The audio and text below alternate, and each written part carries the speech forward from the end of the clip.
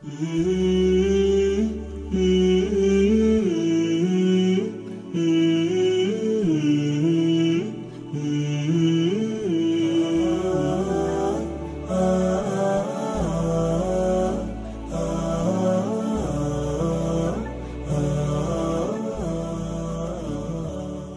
nderuar shikues, vëllezër motra, selam aleikum, mirë se takohemi. Ja ku është kjo puntate e radhës në emisionin Ekuilibër për të takuar sërish dhe për të kaluar disa momente për të njohur më një prej ekuilibrave më të rëndësishëm në rrafshin e ftesës islame, rrafshin e ftesës të tjerëve në fen e bukur islame. Do të flasim sot për raportin mes përgëzimit dhe qortimit. Një hadith profetik për cilën besoj të gjithë e keni dëgjuar, i këshillon gjithë besimtarët që të jenë përgëzues, të jenë fjalë butë, jenë fjalë mirë, fjalë ëmbël. Po si ta kuptojmë ekuilibrin mes përgëzimit, këtyre fjalëve të bukura dhe të ëmbla, edhe përballë atyre të cilët ndoshta janë kokfort në po themi në gabimet e tyre. Pra, raporti mes përgëzimit dhe qortimit. Edhe sot do të kemi të ftuar si gjithmonë hoxhën e nderuar Sabaudin Jashari. Selam aleikum, mirë se vini. Aleikum selam wa rahmatullahi wa barakatuh, mirë se u gjeta. Pak a shumë e trajtuam përgjithsisht këtë temë në emisionin e kaluar, por duke qenë se kjo është një temë e gjerë dhe ka nevojë për shtjellime edhe më të gjëra, menduam që t'ia kushtojmë edhe këtë emision të sotëm. Dhe çështja është që shpesh njerëzit debatojnë mes tyre se a do jetë ardhmja e muslimanëve apo do jetë ardhmja, po themi, e shkencës në kontekstin se feja do të zhbëhet dhe nuk do të ketë më pranim tek njerëzit. Pra, shpesh besimtarët dhe jo besimtarët kur debatojnë krijojnë një imazh mbi të ardhmen, se cila do jetë ardhmja, si do të jetë shoqëria e së ardhmes. Ndërkohë ne kemi një premtim për Zotin se e ardhmja i takon muslimanëve. A është ky lloj përgëzimi, një përgëzim me cilën besimtari duhet ta përdorë dhe duhet ta përmend dhe duhet të krenar me të edhe kur i fton të tjerët, ata të cilët duan të njihen me fenë e Zotit. Bismillahirrahmanirrahim, alhamdulillah, wassalatu wassalamu ala rasulillah, wa ala alihi wa sahbihi wa man wala. Fillojmë me emrin e Allahut, mëshirues së mëshirëplotit, paqja dhe bekimet e Allahut qofshin mbi profetin ton Muhammedin alayhi salatu wassalam, familjen e tij, bashkëkohësit e tij dhe gjithë ata të cilët e pasuan dhe do ta pasojnë deri në ditën e gjykimit. Së pari duhet të bëjmë një dallim aparencial në dukje, por me fjalë është thelbësor. E ardhmja është e Islamit dhe jo e muslimanëve. E kush dallimi midis këtyre dyve? Se muslimanët janë pasues të Islamit. Ka një dallim thelbësor. Për arsye se po të shikojmë sot në shumë aspekte perëndimi ka përparuar sepse ka zbatuar Islamin. Kurse sot muslimanët në shumë aspekte dhe shumë prej muslimanëve jo të gjithë, shumë janë mrapa sepse kanë praktikisë Islamin. Islami është një tërësi vlerash hyjnore, universale, gjithëpërfshirëse. Perëndimi këtë rast ka zbatuar vlerat sociale të Islamit. Sociale, shkencore, empirike, organizative, politike, gjithë aspektet. Demokracia si koncept ose si nacion politik me fjalë po të flasim. Demokracia, si më thënë, në thelb është islame, që do të thotë me fjalë demokracia organizimi i një shoqërie në bazën e respektimit të ndërsjellë të drejtave mes popullit dhe të parëve, shkurtimisht. Dhe me fjalë një sistem në cilin me fjalë respektohet fort jeta e njeriu, gjaku i tij, nderi i tij, personaliteti i tij, pasuria e tij, le të themi mundësitë e barabarta për të zhvilluar, për të ecë etj. Me radhë shpërndarje e drejtë me fjalë le të themi e të ardhurave mbas të një le të themi platforme apo terreni apo një piste ku gjithë njerëzit kanë mundësitë e barabarta dhe shanset e barabarta për të zhvilluar, për të ecë. Pra mundësitë janë gjitha me fjalë, pastaj çdo kush merr sipas mundit vet. Kjo është Islami. Kjo është Islami në thelb. Islami praktik, ai që jetësohet. Kjo është Islami në aspekte. Bukur, kemi shumë aspekte të abandonuara dhe të braktisura nga civilizimi bashkëkohor. Pra ne kemi pasoja shumë të rënda në aspektin e familjes, në aspektin e individit, pra individualizmi ka marrë skaje ekstreme të tjera më radhë, ku e di se çfarë. Përhapja e pra materializimi i jetës, dominanca le të themi e liberalizmit ekstrem në çdo lloj fushë të jetës individuale dhe shoqërore etj. Më radhë. Kemi edhe kështu lloj problemesh. Po unë kthejmë edhe një herë aty ku e nisa. Duhet bëjmë një dallim mes Islamit dhe muslimanëve. Ajo që për cilën na ka premtuar Zoti është triumfi i Islamit. Pra si vlerë. Bukur si vlerë e zbritme prej Zotit dhe që e ka burimin tek Zoti dhe është e garantuar tek Zoti. Kjo ka me fjalë. Pavarësisht kush e pason, kush e praktikon. Sa kaq muslimanët, kemi parasysh, muslimanët ngritën civilizim kur u ngritën në nivelin e këtyre vlerave. Ran kur zbritën në nivelin e këtyre vlerave. Perëndimi mos harrojmë edhe këtë tjetër. Pavarësisht se sot pothuajse as kërkun nuk e gjejmë këtë gjë. Perëndimi që ne edhe ne jemi pjesë e këtij perëndimi, duam apo s'duam. Pra të paktën me gjeografikisht edhe të paktën me tendenca, perëndimi me fjalë këtë zhvillim që e mori e pranoi edhe ato vetë. Për shembull fushën e shkencës empirike, Francis Baconi, Roger Baconi e shumë tjerë me fjalë e kanë pohuar edhe në mënyrë të drejtë për drejtë, që perëndimi duhet ja di me fjalë i ka një borxh të madh, si më thon, Islamit në aspektin e zhvillimit. E shkencës moderne shpesh janë dietar musliman. Sepse aslan me fjalë në origjinë nga u fut me fjalë gjithë kjo dritë në perëndim. Si doli perëndimi nga mesjeta? Dalin nga mesjeta, perëndimi filloi në vitet në shekullin 12, fund shekullit 12, fillim shekullit 13. Si, nëpërmjet kontaktit nga Andaluzia me muslimanët, nga Mesdheu me fjalë muslimanët e Afrikës Veriore, plus kësaj edhe nëpërmjet kontaktit me fjalë me kryqëzatat e tjera me radhë me prandimin osmane. Dhe ata e pranojnë vetë, pavarësisht se ne nuk e gjejmë sot në programet muslimore këtë gjë. Filozofinë nga e morën. Nga e morën edhe njëherë Aristotelin ato, nga Averroes ose Ibn Rushdi. Bukur, me çapo ato morën Islam, morën vlera e Islamit dhe i zbatuan. Nuk e pranojnë Islamin si burim, nuk e pranojnë si fe, por morën me fjalë le të themi shumë aspekte të Islamit dhe shumë element madhor të Islamit dhe i vënë zbatim në jetën e. Ato vlera që bën rregullatore në jetën sociale. Absolutisht. Për një jetë sa më komode. Ne me fjalë si muslimanë duhet të rrim në ëndër. Kupton? Nuk duhet të rrim të pa ëndër me sahabt. Islami është triumfator vazhdimisht. Edhe atëherës kur me i fjalë si sistem me emrin e Islam nuk sundon tokë, ai është prapë triumfator. Sepse është ky Islam me burimet e tij absolute që është Kurani dhe Suneti, që është garantuesi vetëm i vlerave në faqe dhe këtë më duket e kemi thënë edhe një herë. Po të mos ishte Kurani, që është i vetmi libër vleror, hynor, në faqe dhe i ruajtur dhe i garantuar dhe i pacënuar, sot bota do ishte shkatruar prej kohësh. Me këtë tendencë neoliberaliste me që ka marrë. Që me fjalë vënë në diskutime çdo lloj vlere, ku e di se çfarë. Gjithçka është në diskutim. Edhe gjërat më thelbësore, familja, individi, çështja e nderit, çështja e ku e di se çfarë, çështja e vlerave, si më thënë, humane njerëzore. Janë në diskutim, gjithçka është në diskutim. Pa gjithçka e kanë bërë relative. Por fytyroni mos ishte Kurani me fjalë si garantuesi vetëm i këtyre vlerave. I pacënueshëm. S'do kishte vlerën faqe dot. S'do kishte vlerën faqe dot. Pra ne thotë Allahu mëndueshëm inna nahnu nazzalna dhikra wa inna lahu lahafidhun. Ne kemi zbritur Kur'anin dhe do ta ruajmë atë. Pse do ruajmë atë? Ku shkoi bota para se të vijë Kurani? Ku shkoi? Për shkatrim shkoi bota. Prandaj erdhi Kurani në atë kohë që erdhi. Se Allahu mëndueshëm asnjë gjë nuk e bën dhe nuk e zbret me fjalë me kod saktuar, përveç me hikmet. Dhe po ti kthehesh analizimit të historisë së botës, në atë kohë ku ka ardhur Islami, realisht bota ka qenë totalisht e denigruar. Persia denigruar, Bizanti denigruar, Jemeni denigruar, Afrika denigruar. Mos fol pastaj për Kinë, Indi ka qenë pikë kritike për gjithë njerëzimin. Absolutisht, në aspektin politik, në aspektin social, në aspektin marrëdhënie ndërkombëtare, bota vlotën me fjalë nga luftrat. Persia me Bizantin, madje Allahu mëndueshëm e përmendet në Kur'an, "Gulibat ar-Rum fi adna al-ardi wa hum min ba'di ghalabihim sayaghlibuna fi bid'i sinin. Lillahi al-amru min qabl min ba'd." Ato Bizantët u mundën nga persët në tokën më të ulët. Edhe ata, pra Bizanti, pas humbjes së tyre prapë do të triumfojnë në pak vite, 7 apo 9 vite. Sepse çështja është e Zotit nga fillimi deri në fund. Ma përpara dhe mras. Bukur, pse e përshkruan këto Allahu mëndueshëm? Dhe syja Rum është të zbritur me Mekë. Pse e përshkruan? Për thënë që kjo është gjendja e botës, gjendja e konflikti. Dhe po të kthehemi në hijen e kësaj aktualitetit. Pra ne muslimanëve ju del për detyrë që të punojnë maksimalisht të ngrihen në nivelin e vlerave të Islamit.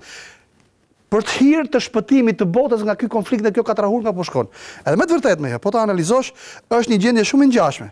Shikoj të konkurrencia është zakonshme me fjalë për të armatosur me bomba bërtamore. O burra me fjalë. Kupton? Dhe polarizimi i botës bëhet mbas të kujt? Mbas të forcës. Si vendoset polarizimi sot? Ai bën një bombë bërtamore më të madhe sa ky tjetri bëhet më i fortë. Po ku shkon bota kështu? Çfarë tregon kjo? Tregon se kemi të bëjmë me denigrim në aspektin e vlerave. Pra ne u del për detyrë të muslimanëve dhe përpjekja muslimane për të ngritur nivelin e vlerave të tyre, nuk është vetëm për veten e tyre. E kanë borxh ndaj kujt? Ndaj botës. E kanë borxh ndaj njerëzisë. Sepse ne jemi umet që jemi dërguar faqe dhe për të ngritur model për tani kështu jetohet. Kështu jetohet, ja kështu jetohet, më thënë. E ky model profesor, a do rikthehet përsëri tek absolutisht. Dhe ka filluar të kthehet. Sa pak për shembull flasim ne për Malajzinë. Sa pak flasim për shembull për Turqinë. Edhe ky model me fjalë me gjithë problemet që mund të ketë etj me radhë. Edhe ky model që po konkretizohet, vazhdimisht tendohet me u demonizu. Me një elementi. Si u trajtu, si u sol Turqia me refugjatët e refugjat. Kështu na është imponu si term. Sa ato janë refugjat fatikisht. Në nocionin islam nuk janë refugjat. Muslimani nuk mund të jetë refugjat. Në shtëpinë e tyre, në tokën e tyre. Ato ja kupton, se është toka e Zotit, po shkojnë me fjalë tek vëllezërit e tyre, nuk është refugjat. Me po na është imponu, shikon? Është imponu tjetri me nocione, me koncepte, me terminologji. Bukur fatikisht ai shkojnë vetë. Prandaj në bazë të kësaj ai hapi dyrt, edhe i trajtoi çfarë? Nuk i trajtoi si refugjat Turqia ata. I trajtoi çfarë? Si vëllezërit e vet, si qenie humane. Edhe shkuan nga perëndimi të deleguar, e thanë, shife si trajtohen refugjatët sirian në Turqi, 4 milion. Dhe shife si trajtohen këtu me tel hekuri, kështu me i fjalë me mur telesh, hekuri, kurse këtu me i fjalë u ka hap dyrt. U ka ngritur edhe qytete. U ka dhënë në shtetësi. Duke integruar dhe në shoqërinë sociale që të kenë me i fjalë shërbime falës. Dhe duke luftuar atje brenda për të çuar prapë vendin e vet. Futëm i fjalë krahasoti mënyrën se si është fut në Siri, në Arfin, dhe si janë fut të tjerët me i fjalë Siri dhe në Irak. Këtu kemi të bësh këtë dyta shkatrim në njerëz, edhe në infrastrukturë, shifën krahun tjetër këtu. Janë modele këta, da apo s'do. Shifë Malezia. Iku Muhammed Mahatirit, flasim me shembull konkret. 12 vjet apo sa ndodhi? Por 12 vjet Malezia, e ku ishte Malezia, që u bën një nga tigrat me të lindjes largët. Iku, një person, tak iku. Ç'a ndodhi? Me qindra miliona me fjalë pare publike të abuzume. Populli ku e shifte Mahatirin thotë aman hajde. Edhe u detyruar që ta ktheni një më shumë. Erdhi Mahatiri 92 vjeç, edhe erdhi çfarë? Personi që ishte në krye të shtetit ishte nga partia Mahatirit. Ky Mahatiri u bashku me partinë opozitare dhe partia opozitare filloi kundër partisë Mahatirit. Fatikisht kush fiton këtë mes? Fitoi Mahatiri. Fatikisht kush fiton këtë mes? Fitoi modeli. Fitoi shoqëria me gjitha. Fitoi modeli, një individ, ama ishte model. Dhe ç'a ndodhi? Dhe dolën me fjalë kuti, me fjalë arkat tone. Ç'a bën më burr? Ato me pare. Pse denigrim vlerësh? Këtu vlerë, këtu denigrim vlerësh. Bukur, absolutisht po. Po kush flet për këto modele? Kush flet për këto? Le të kthehemi në Shqipëri. Përfiturohet me fjalë Shqipërinë, popullin shqiptar, pa modelet e shnosha me fjalë muslimane dhe jo muslimane. Përfiturohet. Ishim jashtëzakonisht më keq. Po janë këto modele të mira që janë ngritur në nivelin e vlerave hyjnore, dhe rin kam kjo shoqëri. Përndryshe, këto tendenca vetëm për zhvat, këto tendenca vetëm për të marrë, vetëm për të, pa një pangopje të skajshme, si më thënë, ku çon? Që të triumfoj s'ka pikë dyshimi. Pra konkretisht profesor, për të kuptuar triumfin e islamit dhe muslimanëve në këtë rast, për të bashkuar të dy termat, nuk do të ngjelet thjesht në një ëndër që dikush mund ta imagjinojë si një betejë mes dy ushtrisë që triumfojnë një flamur kundër një tjetrit, po duke përmend vlerat e islamit, duke përmend individët që i bartin këto vlera, të cilët gjenden në mesin tonë dhe janë konkret, dhe jo thjesht personazhe që do vinë dhe nuk i njohim dhe nuk i dimë. Madje jo thjesht me propagandë. Sot fjalë nuk hyn puna. Kjo për të bërë diferencën midis asaj që propagandë e diçka edhe diçka konkrete. Ngritjes së modeleve. Kaq. Propaganda më e mirë ngritet modele. Allahu mandosh ka ligje për ngritjen dhe për zbritjen. Wa qul ya'malu fa sayara Allahu amalakum wa rasuluhu wal mu'minun. Dhe thuaj punoni se Allahu do ta shijojë, do ta shikojë Allahu punën tuaj dhe pejgamberit dhe besimtarët. Në dunja para ahiretit, ëh. E bukur? Edhe besimtarët do ta shikojnë punën, pra me punë. Alladhi khalaqa al-mauta wal hayata liyabluwakum ayyukum ahsanu amala. Është Allahu që ka kryer vdekjen dhe jetën për të parë se kush është më punë miri. Bukur, alladhina amanu wa amilus salihat, ata që besuan, jo dhe besuan, dhe punuan punë të mira. Po puna me çfarë nacioni ka puna e mirë? Edhe largimi i mbeturinës nga rruga, lema mbjellja, le të themi urbanizimi, komunikimi i mirë me komshiun, ndihma dhe solidariteti me nevojtarin, fjala e mirë, komunikimi i mirë, etj. Gjitha këto punë janë këto. Bukur, dhe mbi gjitha çfarë? Shkollimi, arsimimi. Pra kemi një premtim, po kemi disa kushte konkrete të cilat duhet plotësohen. Premtimin Allahu mëndushëm nuk e jep me kun fejkun. Allahu mëndush krijimin e vetë bën kun fejkun. Bë dhe bë. Kurse suksesin tan nuk ta ka bën me kun fejkun. Allahu mëndush ka mundësi me ta bë kun fejkun. Bëju dhe bëhet. Po nuk është ti të ka vendosur gjë të tjera. Thot puno të ngrihesh. Po si ja ju insanu innaka kadihun ila rabbika kadhan famulaqi. O ti njeri, ti thot je kriju për tu çfarë? Për të punuar me fjalë intensivisht me fjalë për shku drejt Zotit tënd. Kjo është ligji. Bukur, innal ladhina taqaw, thot Allahu mandushëm, wa in tattaqu wa tasbiru fa inna Allaha la yudhi'u ajra al-muhsinin. Nëse ju do të jeni në rrugën e drejtë dhe do të duroni këtë rrugë drejt, Allahu mandushëm nuk e humb dersën e atij që lodhet dhe e perfeksionon punën e tij. Zoti ka ligje. Erdhi Dhulqarneini ke Yajuj Majujet. Ke populli me i fjalë që sulmoshën nga Yajuj Majujet. Çfarë bëni atyre? Me abrakadabra i mbrojti, si mbrojti me abrakadabra. Këtë popull çai tha, mësoni, tha si ngrihet një digë. U mësoi inxhinierin. E mësoi inxhinierin, hiku Dhulqarneini. Pra civilizimi ngrihet me punë. Edhe civilizimi i të parëve tonë. Pra 13 vjet apo 14 shekuj me një fjalë, 1400 vjet apo 14 shekuj civilizim. Si ngrit? A është e mundur 1400 shekuj civilizim? Po, sepse theminet i kishte shumë të forta. Ato strategët e parë kishin punuar me planimetrisë, më thënë. Bukur, edhe kishin njoft mirë ligjet e Zotit se si sondojnë. A do sondojë Islam? Absolutisht po. Nuk ka rrugë tjetër. Sepse e para gjë një herë, ky është premtimi i Zotit, edhe e dyta premtimi i Zotit vazhdimisht gjen zbatim faqet dhe jot. Në rastin individual, shoqëror edhe global, pa pikëdyshimi. Momente caktuar mund të jetë individual. Si thot Allahu pejgamberi sa në krye çdo 100 vjet dërgon dikë qua riportrin fenë e tyre, pra nocion, kuptimin për fenë. Mund të jetë rraf shoqëror, grupor, mund të jetë rraf shfar, shtetëror, mund të jetë rraf edhe global. Po asnjëherë nuk ri premtimi i Zotit pa u zbatuar faqet dhe jot. Çfarë një sekond? Gjithmonë ka modele frymëzuese që e praktikojnë dhe aplikojnë këtë. E dyta arsye, të gjitha me fjalë alternativat kanë dështuar. Të gjitha pa përjashtim. Pa përjashtim gjitha kanë dështuar. Dhe veçanërisht në aktualitetin tonë me fjalë tregon që gjitha alternativat njerëzore me fjalë kanë dështuar.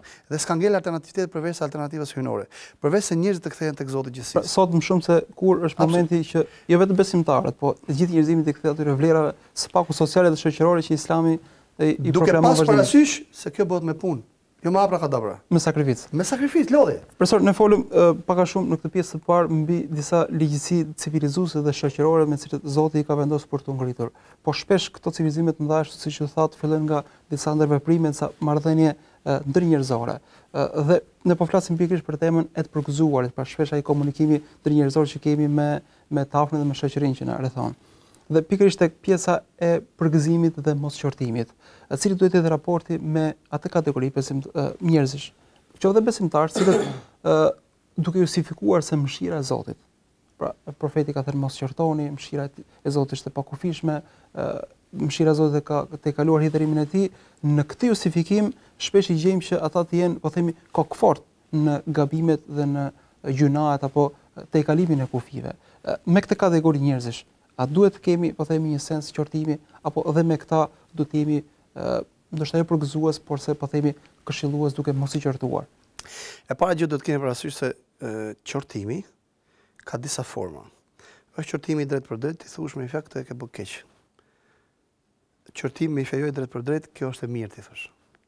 Edhe ai kupton duke thënë që kjo është e mirë, e ka kuptuar që është e keq. Ose mund të thosh ka një rrugë më të mirë për ty.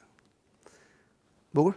Qortimi i parë bëhet me atë person i cili është në rrugën e drejtë edhe ka filluar të humbi rrugën. Ti thosh e ki frizon, kujdes se kjo është humje. Sepse ai e di pak a shumë kufirin. Por edhe këtu ç'a duhet? Duhet shumë marifet. Në shumë raste ne qortojmë sikur me fjalë ai adhuron Zotin për hatrin ton. Dhe ne zemrohemi ndaj mëkatit tjetrit sikur ai ka shkel fen ton dhe jo fen e Zotit. Ndërkohë që Allahu mandush me thot, nëse robët e mi do të ishin mëkatar, do të kisha ndruar popull, do të kisha sjellë popull tjetër që bënte mëkat dhe bënte tobe.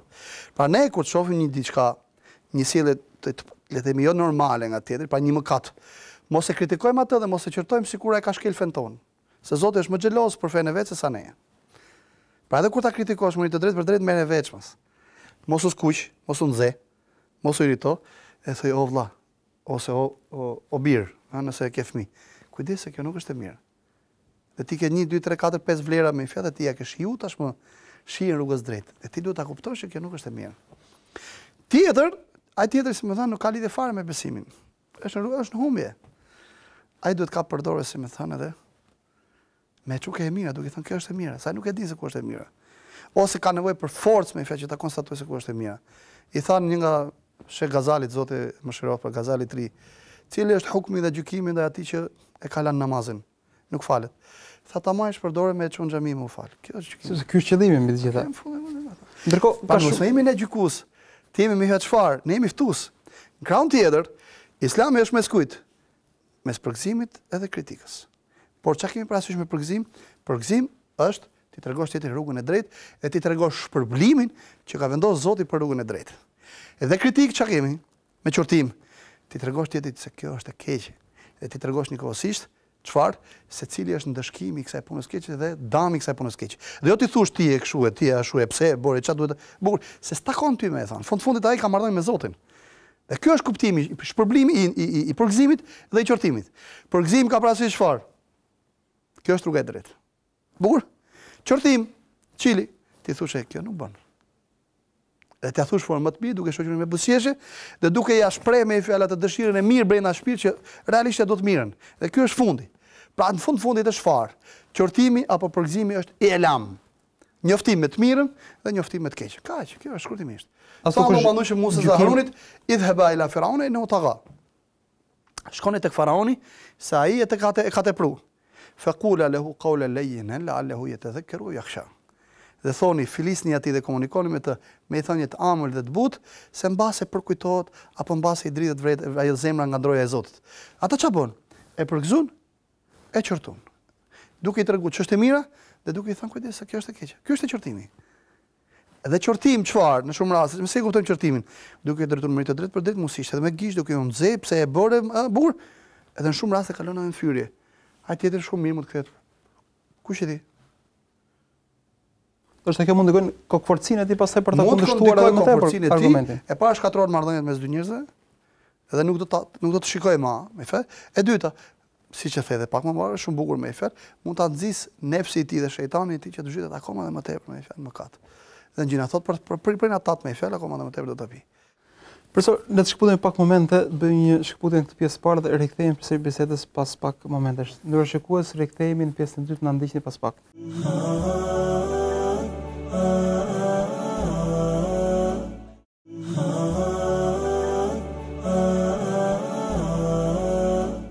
I rikthehemi bisedës tonë miq në këtë pjesë të dytë dhe po flasim pikërisht mes raportit të ekuilibrit midis përgëzimit dhe kritikës dhe qortimit. Si të jemi përgëzues aty ku duhet dhe qortues dhe kritikues sipas po themi konceptit islam dhe jo duke qenë gjykues dhe po themi nënçmues në këtë rast. Profesor, shpesh e kemi cekur dhe herë tjera që ka njerëz që për natyrës së tyre janë të ashpër, janë gjykues, janë më tepër se ç'duhet qortues. Po kjo mund të marrë edhe dimensione të tjera. Pra jo thjesht një cilësi individuale, por shpesh njohin në historinë islame se grupe të caktuara, fraksione të caktuara, bazuar në këtë lloj ndjeje, kanë krijuar po themi deviacione të mëdha edhe brenda muslimanëve. Si është historiku i këtyre grupeve që konsiderohen grupe po themi rebele të ashpra? E para gjë që duhet pas parasysh është se kudo ku të cënohet thelbi i nocionit, aty të gjesh ose mos kuptim, ose padije, ose nefsi, Zoti na ruaj, shejtani mallku, ka pjesë aty brenda. Dhe aty ku është devijuar me fjalë, le të themi, praktikimi i duhur i përgëzimit, edhe i qortimit do gjesh këto tre arsye. Ose padije, pra mungesë informacioni, ose pa kuptim, pra informacioni ka qenë, po nuk e kuptu, ose nefsi ka pas pjesë. Nuk ka pas sinqeritet, nuk ka pas transparencë. Kështu ka ndodhur edhe me grupacionet e më përpashme. Shumë i bukur, nocioni është shumë i bukur. Kjo tendencë kalon nga tendencë individuale bëhet tendencë grupore, madje më shndrohet me fjalë edhe në grupacion. Bukur siç ndodhi për shembull me Hawarijët.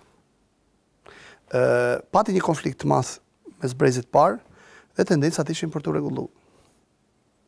Bukur pra dy grupe të mëdha mes muslimanëve, si më thon, shkuan për të rregulluar. Cili ishte preteksti?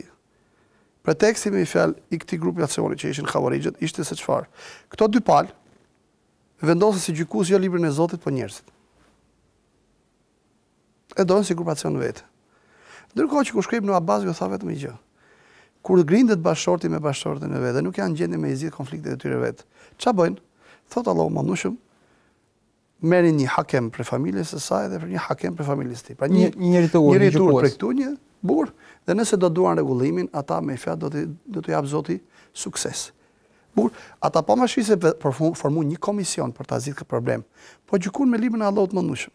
Këtu, këtë rast, pra ata e morën si pretekst për të organizuar për dal kundër të dy palëve. Me po agravoi situatën me fjalë derisa morën vendim për t'i vrarë të dy, edhe kështu ndodhi fatikisht. Vran Aliun radiallahu ta'ala anhu wardahu. Burr vran Umar radiallahu ta'ala anhu wardahu me fjalë, pa mashi se Umar u vra për arsye të tjera. Radiallahu an ejmain. Ku ishte problemi? Ishte mos kuptimi, Mungesa e informacionit. Te këta ndoshta kanë që të treja bashkë. Dhe shumë prej këtyre me fjalë ishte zilia. Prandaj u bë dhe grup kaq ekstrem, kaq. Po, ishte zilia brenda. Ishte edhe hipokrizia me fjalë. Bukur sepse shumë prej muslimanëve nga Persia me fjalë u paraqitën si musliman, por realisht nuk ishin musliman. Dhe u veshën me petkun e Islamit, po ishin hipokrit. Dhe filluan me fjalë bën organizimet e tyre me fjalë për të futur, si më thanë, për çarje mes muslimanëve. Do të jemi të kujdesshëm që kjo mund të kthehet dhe në tendencë dhe në rrymë. Kjo tendenca kthehet në organizim. Pra ajo u kthy në organizim. Por me fjalë kjo vazhdon një farkohë, por nuk ndikoi si më thanë në le të themi udhën e Islamit në rrit civilizim me fjalë faqe dev, por vazhdimisht kanë ekzistuar urtësia e cila është, ka shumë urtësi brenda. Urtësia këto gjithmonë ka qenë modeli kujt. Jashtë do të thotë me fjalë mos e kuptosh Islamin ashtu siç duhet. Jashtë do të thotë me fjalë mos kesh informacione dur për Islamin, dhe jashtë do të thotë me fjalë mos kesh një jetë mirë me fjalë marrëdhënie me Islamin. Por po ta marrim në aktualitetin ton, ne a mund gjejmë tendenca të tilla? Mund gjejmë tendenca të tilla. Por në aktualitetin ton duhet kemi parasysh se këto tendenca kanë shumë të vështirë që të kalojnë në nivel organizimi. E kanë shumë të vështirë. Bukur, sepse edhe muslimanët kanë filluar të çelin syt ndaj Islamit. Kategoria me fjalë tashmë ndërgjegjësuar dhe edukuar me Islam është goxha e shnosh, është ka filluar të përhapet goxha, njerëz me nivel intelektual, njerëz me nivel dije, njerëz me nivel profesional, din të dallojnë gjërat e tjera më radh, por sido që të jetë puna, të paktën në rrafshin individual, ajo vazhdimisht ngjelet rrezik. Që vazhdimisht duhet me e pas vëmendjen. Dhe këto janë tre smundjet kryesore ose shkaqet kryesore. Ose mungesa e informacionit, ose mungesa e kuptimit, ose mazallani jetë i keq. Nuk ka arsye. Pra duhet të jetë vazhdimisht, po themi të kujdesshëm sepse shpesh mund të bijem në këto vazhdimisht të kujdesshëm. Mirë po, se këtu është thelbi i temës, mirë po, duke mos pas parasysh ekuilibrin mes përgëzimit edhe qortimit ndodhin këto lloj me fjalë ekstremizmash. Se patëm në histori një rrym që thoshte çfarë? Bëj çfarë dush prej mëkateve, mjafton besimi janë rregull. Mjafton që je musliman, je musliman. Pra bukur, je rregull. Mirë po kjo çojnë despotizëm politik. Se çfarë thoshin këta njerëz të këtij mendimi?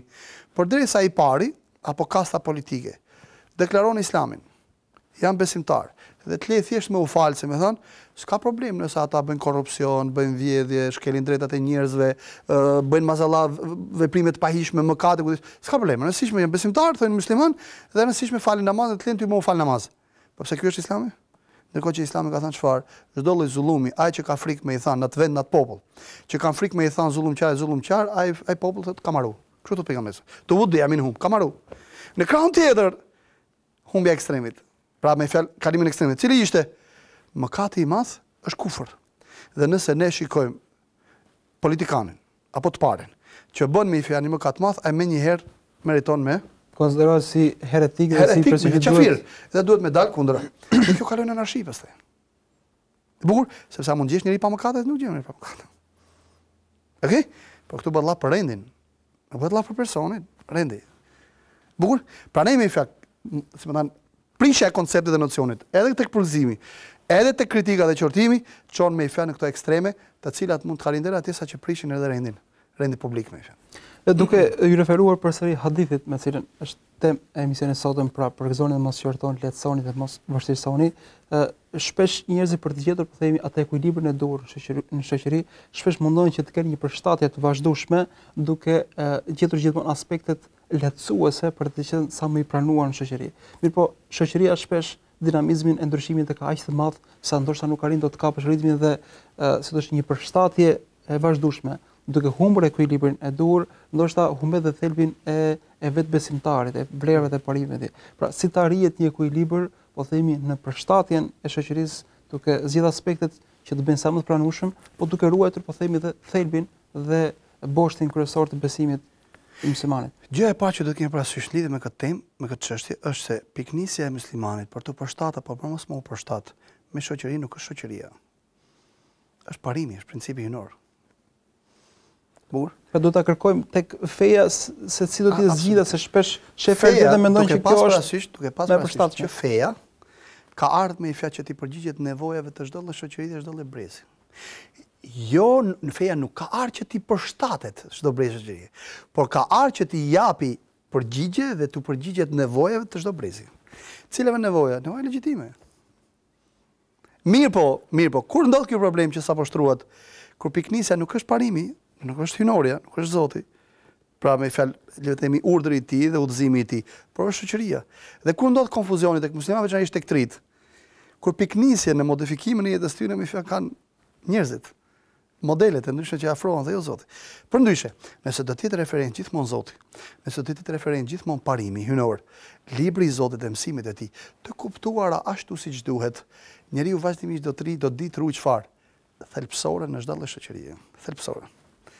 Bukur, për shembull, shoqëria ka raste mund të arrijë deri në ekstrem, në dhunë, në despotizëm, në le të themi në shkeljet normave të tjera, siç ndodhi me shoqërinë e faraonit. Megjithatë, në atë shoqëri faraonike, gruaja e faraonit bëhet një nga 4 zonjat e xhenetit. Si është e mundur? Sepse diti që të ketë referencë kë. Por nuk zëhet i përshtatet realitetit ku ndodhi. Ajo çfarë? Ti në aparencë, ajo dukesh se sikur nuk bëhet asgjë nga feja. Fatikisht ajo kishte komunikim me Zotin. Edhe kur jepesh të mundësia e më njëherë, kthehesh tek Zoti. Që do të thotë, nëse ne do të kemi referencë Zotin dhe fenë e tij, do të kuptojmë se çka është thelpsore, dhe këtë kemi diskutuar edhe një herë, se cilat janë një nga dyert kryesore nga ku futet vështirësia në fe dhe nga ku si pasojë krijohet me fjalë hendek dhe fërkim mes muslimanëve dhe shoqërisë.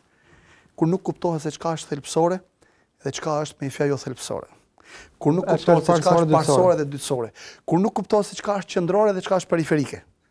Kur nuk kuptohet se çka është qendrore dhe çka është me fjalë anësore. Bukur, kjo është feja. Kjo është thelbi i fesë aslan. Të kuptosh se çka është me fjalë ekstra e vlefshme, shumë e vlefshme, më pak e vlefshme, as pak e vlefshme. Bukur? Për shembull, sunetet e namazit. Na ka kërkuar Allahu më ndushëm ne? S'na ka kërkuar Allahu më ndushëm. Nuk janë detyrim s'po. Kjo është kuptimi, ja, ku dole. Dhe këtu kur ti kupton natyrën e kërkesës dhe natyrën e urdhrit, kupton më një herë me çfarë. Për shembull, se kemi përmendur një herë duke si shembull. Shumë prej moshës tretë me fjalë vjen mu, thot hoxh, këta tritë nuk i falin sunetet, po mos i falin them unë. Çfarë problemi ka mos më fal? Si mor hoxh me ka fal pejgamberi? Po pejgamberi ka shkuar edhe në punë. Po ka shkuar edhe në punë, ka fituar edhe rrezikun. Ndërkohë që Allahu më ndushën thot Kur'an çfarë? Feida qudiyatis salatu fantashiru fil ardi wabtaghu min fadlillah. Sa të marrë namazi xumas, ka parasysh çfarë? Farzin pra? Shpërndajnë për tokë dhe kërkojnë rrezikun e Zotit. Mi pa ai që s'din dallon se çka është farzi dhe çka është sunneti, çka është prioritar dhe çka është për bukur një person që le punën, le punën dhe me zort me leje gjysore. Bukur? Cila është më prioritare për të? Që pasi të fal farzin, të rafshohet të falë sunnetet, apo prioritare është më i fat që zbatë kontratën atje me zotëriun që e ka marrë në punë. Kjo është përsore. Pas hakut të Zotit, shko tek haku i njerëzve. Dhe nëse ti cënon hakun e njerëzve, në emër të kujt? Të ibadetit, këtu i ka hyrë hak edhe fesë edhe njerëzve. Apo jo? Kështu që me i fjalë, kur dim të dallojmë mes asaj çka është thelpsore dhe çka nuk është thelpsore, çka është parsore dhe çka është dytësore, atëherë me i fjalë ne kuptojmë që kemi mundësi me jetu me fe, me islam, në të gjitha situatat, edhe po shkojmë i fjalë shoqëria në ekstremizmin e despotizmit dhe dhunës.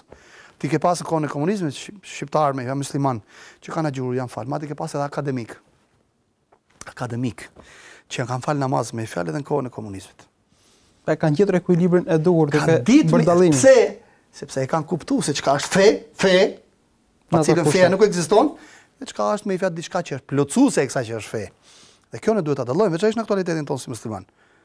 Bukur, po vija dje nga udhëtimi, në avion. Vjen stewardezi turk dhe po i flet me fjalë dikujt që fliste vetëm arabisht. Mi po, ky vllau jon, arab, si më thënë, as anglisht, as italisht, as turqisht, as gjë fare. Dhe ky drejtohet turqisht, nuk di, i drejtohet anglisht. Ky tash e di vetëm gust. Tha, tekellem bil arabie, el Kur'an nazala bil arabie. Fol arabisht, edhe Kur'ani ka zbritur arabisht. Edhe unë i them, shekhi thon, zotri, Allahu më ndushën thot Kur'an wa min ayati ikhtilafu alsinatikum wa alwanikum. Për argumentave të Zotit është ndryshimi i gjuhëve dhe i ngjyrave tuaja. O ja'alnakum shu'uban wa qaba'ila li ta'rifu. Dhe ju kemi bërë popull dhe fisë që të njiheni. Pa edhe gjuha, edhe anglishtja, edhe italishtja, edhe turqishtja, gjuhë të Zotit janë. Po ti mos justifiko tash pa aftësinë tënde për të komunikuar me një gjuhë tjetër, duke thënë çfarë shive është banalitet i madh, ëh? Edhe Kurani ka zbritur në arabisht, po pastaj se ka zbritur në arabisht Kurani. Do të thotë që ti justifikosh pa dijen tënde me fjalë nëpërmjet faktit se ka zbritur Kurani në arabisht, s'ka lidhje fare me vetë. Pra ne me fjalë njohja e këtyre çështjeve thelpsore, se çka është fe, realisht fe, dhe kemi parasysh fe, ato çështje pa cilat feja nuk ekziston. Imani, tauhidi. Namazi. Pa edhe namazi duhet me kuptu mënyrën e zbatimit ti. Okej, jemi një punë me i fat që s'leja me u falti. Bukur, nuk le më falë kështu me rahatin tatë. Gjeko, bukur, më tish me në situatë që ti s'ke mundësi as gjysore me puqu. Ke mundësi me u falë në kamë. Edhe duke punu. Dhe kemi me 10 raste me i fat që e kam për këtë punë. Bukur, edhe këtu talion islami. Dhe mos thuj me i fat po unë, por i pa punë sepse ja mos e bëj këtë. Edhe shtatë shumë musliman ka shtuat e veta. Është shumë musliman me i fat shumë, atë kjo është realitet. Po mi pse se bën këtë punë? Pa ti nuk ka adhuroj Zotin mirë. Okej, po mi për këtë tjetrën. Po aty do të rrafshohesh, domethënë, në aspektin e. Është pika 3 pika e nefsit pastaj. Këtu futet pastaj nefsi. Futet mos kuptimi, futet mungesa e informacionit. Të teja këto bashme, futet pastaj dëshira për dembelizëm. Dhe futet pastaj dëshira për ta justifikuar vetes vetë. Bukur, po kur dëgjon shpejt, këto janë qafira. Pjesa e paragjykimit ndaj. Pra do të ruash status quo me fjalë me çdo lloj forme. Jo, futet edhe çështja e nefsit pastaj. Dhe ky është problem pastaj shumë i madh. Profesor, unë ju falenderoj për kohën dhe argumentet që sotën studio, ishte kënaqësi. Edhe për mua kënaqësi, Zoti ta shpërblet. Zoti shpërblet.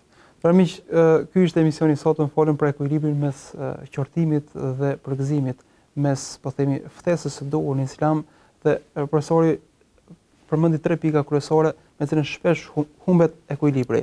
Është mungesa e dijes, mungesa e kuptimit të drejtë të informacionit dhe e treta, shpesh, po themi, prezenca e nefsit, po themi prirjes e shejtanit, e nxitjes së shejtanit që njeriu ka në vetvete. Këto të treja shpesh e bën njeriu që të humbas ekuilibrat dhe përpasoj të mos prezantoj formën e duhur të Islamit dhe përpasoj të paraqitet Islami si zgjidhja jo e duhur në shoqëri. Mirpo e mbyllim këtë emision me atë çka filluam. Premtimi i takon Islamit, profesor, dhe jo muslimanëve të cilët pretendojnë se pasojnë Islamin, por se ata muslimanë të cilët e kanë kuptuar, e praktikojnë duhur vlerat dhe besimin Islam. Zoti shpërblet dhe më takofshim. Selam aleikum.